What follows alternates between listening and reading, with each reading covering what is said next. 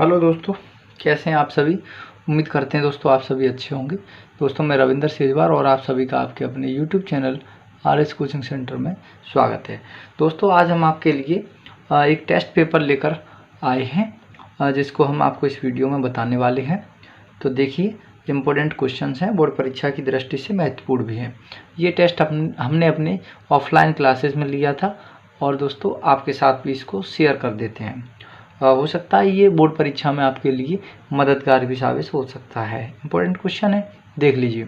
चलिए दोस्तों, question number first है, अनुगमन वेग के आधार पर क्या लिखा है, अनुगमन वेग किसे कहते हैं और अनुगमन वेग के आधार पर ओम के नियम का व्यंजक स्थापित कीजिए। दोस्तों बोर्ड परीक्षा की दृष्टि से ये बहुत ही महत्वपूर्ण प्रश्न है इस वर्ष के लिए, ध्यान दीजिएगा इस पर। अनुगमन वेग किसे कहते हैं यानी अनुगमन वेग की परिभाषा और अनुगमन वेग के आधार पर ओम के नियम का सत्यापन, ये करना है दोस्तों। इसके बाद दूसरा जो क्वेश्चन है, श्रांतिकाल किसे कहते हैं, श्रांतिकाल तथा अनुगमन वेग में संबंध। श्रांतिकाल की पहले हमें परिभाषा लिखनी है और उसके बाद श्रांतिकाल तथा अनुगमन वेग में संबंध भी स्थापित करना है। इसके बाद दोस्तों नेक्स्ट क्वेश्चन है, विभव पतन एवं टर्मिनल विभवांतर को परिभाषित कीजिए। विभव पतन और टर्मिनल विभवांतर यानी पोटेंशियल डिफरेंस, हाँ दोनों के बीच में डिफरेंस स्पष्ट करना यानी उनकी परिभाषा अलग अलग हमें देनी है। इसके बाद अगला क्वेश्चन है, किरचॉफ के नियमों को चित्र सहित समझाइए। यानी किरचॉफ के दो नियम होते हैं, एक प्रथम नियम और एक दूसरा नियम, द्वितीय नियम। एक ऊर्जा संरक्षण के नियम पर आधारित होता है और एक आवेश संरक्षण के सिद्धांत पर आधारित होता है। तो दोनों नियमों को चित्र सहित समझाना है, ये भी क्वेश्चन इंपॉर्टेंट है। सबसे जो मोस्ट इंपॉर्टेंट क्वेश्चन रहेगा इस वर्ष की परीक्षा के लिए वो व्हीटस्टोन वाला। तो व्हीटस्टोन सेतु किसे कहते हैं, व्हीटस्टोन सेतु का सिद्धांत एवं कार्यविधि लिखिए या फिर इसकी संतुलन की अवस्था P/Q बराबर R/S को सिद्ध कीजिए, इस तरीके से भी आ सकता है। तो ये क्वेश्चन दोस्तों बोर्ड परीक्षा की दृष्टि से बहुत महत्वपूर्ण है। इसके बाद अगला क्वेश्चन ये भी बहुत इंपॉर्टेंट है, तरंगाग्र किसे कहते हैं और हाइगेंस के तरंग सिद्धांत की व्याख्या करना। ये इंपॉर्टेंट क्वेश्चन है दोस्तों इस वर्ष के लिए।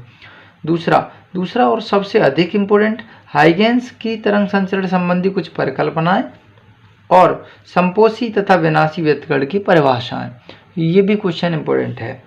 वैसे तो आपको बता दें क्वेश्चन सारे इंपॉर्टेंट हैं, बोर्ड में कुछ भी आ सकता है, लेकिन फिर भी हमने एक टेस्ट पेपर तैयार किया था बच्चों के टेस्ट के लिए, ऑफलाइन के लिए, लेकिन आपको एक साथ भी हम शेयर करने का जो है मनाया कि सोचा बच्चों को कुछ ना कुछ ज़रूर मिले। इसके बाद हाइगेंस के द्वितीयक तरंगाओं के सिद्धांत द्वारा तरंगों के अपवर्तन साथ ही साथ परावर्तन की भी व्याख्या बहुत मोस्ट इंपोर्टेंट है और मैं गारंटी के साथ कह सकता हूं कि ये क्वेश्चन अपवर्तन की व्याख्या और परावर्तन की व्याख्या इस वर्ष बोर्ड परीक्षा 2023 में जरूर आएगा।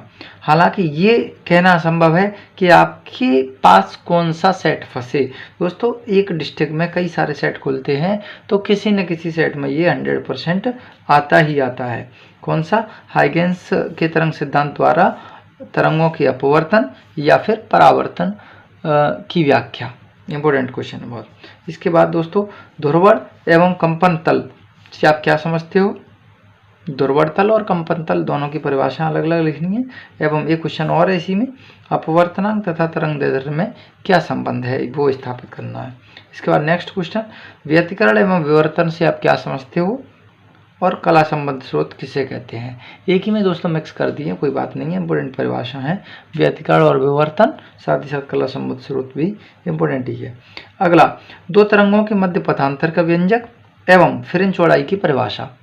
दोस्तों बहुत इंपॉर्टेंट है, मोस्ट इंपॉर्टेंट है। तो तरंगों के मध्य पथांतर या फिर हम यूँ कहें एकल झिर्री के लिए विवर्तन का सूत्र स्थापित कीजिए। इस साल बोर्ड परीक्षा 2023 के लिए बहुत इंपॉर्टेंट क्वेश्चन है। एवं फ्रिंज चौड़ाई की परिभाषा और फ्रिंज चौड़ाई का व्यंजक, दोनों ही चीज़ें बेहद इंपॉर्टेंट है। आप इनको ज़रूर पेपर में जाएं तो एक बार इन्हें अवश्य रिवाइज करके जाएं। इसके बाद विद्युत चालकता की परिभाषा और एक क्वेश्चन टाइप में भी है, एक चालक के पदार्थ की विद्युत चालकता की गणना कीजिए। विद्युत चालकता की परिभाषा या फिर विद्युत चालकता की गणना इस सवाल में, जिसकी लंबाई 3 मीटर, परिच्छेद क्षेत्रफल 0.02 मीटर स्क्वायर या मिलीमीटर स्क्वायर, और प्रतिरोध 2 ओम दिया है। जब इतनी सारी चीज़ दी हैं तो हमें पदार्थ की विद्युत चालकता की गणना करनी है। इसके बाद दोस्तों आगे बढ़ते हैं। अब है एक तार का प्रतिरोध 8 ओम है और इसे दुगनी लंबाई तक खींचा जाता है, तो दुगनी लंबाई तक खींचा जाता है तो तार का नया प्रतिरोध क्या होगा, उसे ज्ञात करना है। अगला नेक्स्ट क्वेश्चन है 14वें क्वेश्चन में संलग्न चित्र में धारा I का मान ज्ञात कीजिए। दोस्तों यहाँ पर एक सर्किट बना हुआ है, परिपथ बना हुआ है, जिसमें P, Q, R 3 संधियाँ हैं, तीनों पर धाराएं आ रही हैं और जा भी रही हैं, P पर भी, Q पर भी और R पर भी। तो इसमें हमें किरचॉफ का प्रथम नियम लगा करके धारा I की वैल्यू ज्ञात करनी है। चलिए दोस्तों नेक्स्ट क्वेश्चन है 15वां क्वेश्चन। तो 15वां क्वेश्चन ये इंपॉर्टेंट है, आप हाई स्कूल में भी कर चुके होंगे ऐसे क्वेश्चनों को। क्या लिखा है, किसी मकान में 200 वोल्ट के मेन सप्लाई से 60 वाट के 200 बल्ब समांतर क्रम में जुड़े हैं, तो प्रतिदिन यानी 24 घंटे में व्यय हुई विद्युत ऊर्जा की गणना किलोवाट घंटा अथवा यूनिट में कीजिए। दोस्तों 60 वाट के 200 बल्ब लगे हुए हैं और जिन्हें रोजाना 24 घंटे चलाया जा रहा है, तो एक दिन में कुल हुई खर्च ऊर्जा की गणना करनी है। साथ ही साथ अगर एक यूनिट का व्यय 5 रुपये हो तो कुल यूनिटों का व्यय रुपयों में ज्ञात करना है। तो उम्मीद करते हैं दोस्तों कि आपको ये क्वेश्चन अच्छे से जो है समझ में आ गए होंगे कि कौन कौन से 15 क्वेश्चन दिए हैं इम्पोर्टेंट। और दोस्तों आशा करते हैं कि आपको हमारा यह वीडियो पसंद आया होगा।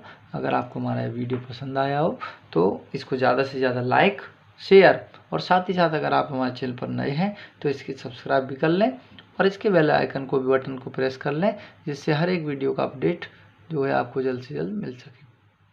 जय हिंद, जय भारत।